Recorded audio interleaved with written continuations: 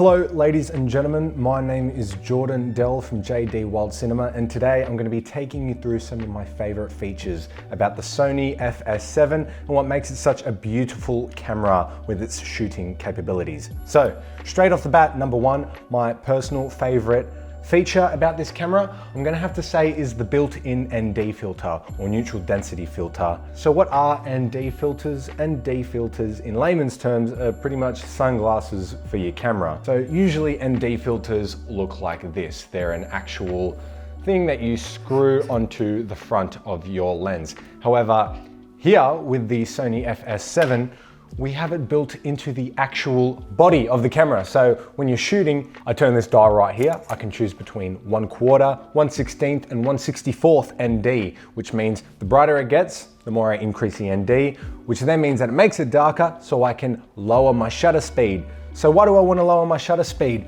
Well, if you don't have the sunglasses in front of your camera and it's a very bright sunny day, that means that you have to bump up the shutter speed. And when you do that, you lose the blur that you get when you're shooting for a film sort of look.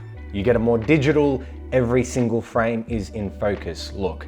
Now, if you hold your hand out in front of you right now, yes, actually right now, do it, and you wave it like that, you're gonna see that it's blurry with your own eyes.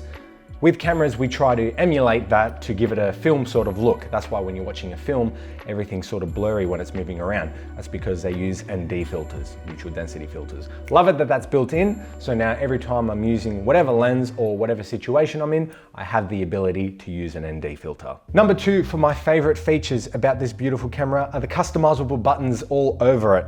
You have, just from looking at it right now, you have one here, you have another one there, you have another one there, you got a couple more over on this side. So what that means is I can go through the settings, I can go, all right, I want that button to do this, and I want this button to do that, and I want that button to do this thing. So if I'm preparing for a shoot and it has different needs, then I can select these customizable buttons and I can make and do different things to make the workflow on set or wherever we are much easier. I can make them do what I want them to do for the desired effect. You know, you get what I mean? You get what I mean. Another one of my favorite features is this cheeky little button right here, S and Q button, otherwise known as the slow and quick button.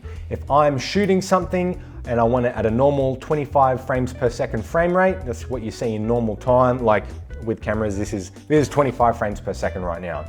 If I'm shooting something and then something cool's about to happen or something cool is happening that I want to shoot in slow motion, I don't have to go through the settings, go find the video settings and then press slow motion and select how many frames I want. No, I just hit that, bang. It's in slow motion, I get the shot. Used to not, because I had to run through those settings. No longer a problem with this gorgeous button right here. So Sony, thank you very much for putting that in. Another one of my favorite features about the Sony FS7 is the size of the image sensor inside the camera. So what is the image sensor? Well, a lot of people say that the image sensor is the soul of the camera. It's what takes in the actual information of what the camera's seeing. So if you have a bigger sensor, it's going to be able to take in more information. It's going to have a much higher depth of field, which is when something is like in focus here and then blurry in the background.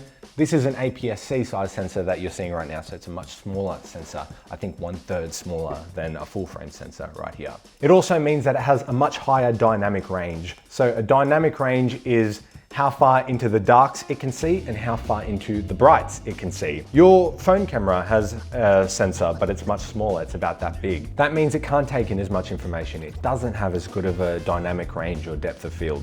So that's why when you're shooting on Snapchat or whatever it is on your phone, and it's a bright sunny day, it's usually gonna focus on all the darks and all the information there, and everything the brights are gonna be super blown out. Or it's going to do the opposite. It's going to focus on all the brights and get all the information there, and all the darks are just going to be blacked out. With this full frame sensor right here, that's no longer an issue. So got to appreciate that we now have that ability. And one final just good feature that this camera has that I'm just glad that it's there is, well, we now have XLR inputs rather than 3mm audio jack inputs on the other cameras, which now means that we get a much higher quality sound, which is very important. Two parts to a video, what you see and what you hear. So I'm very glad that this camera has those as well. In fact, it has two. Oh, so cool. And I'll give you a bonus feature because why not? I'm feeling a bit lucky. I'm gonna have to say is this bad boy right here. It doesn't run on normal SD cards, it runs on XQD cards. So as you can see here, it's 128 gigabytes, and this is a smaller one too. This one is also 400 megabits per second.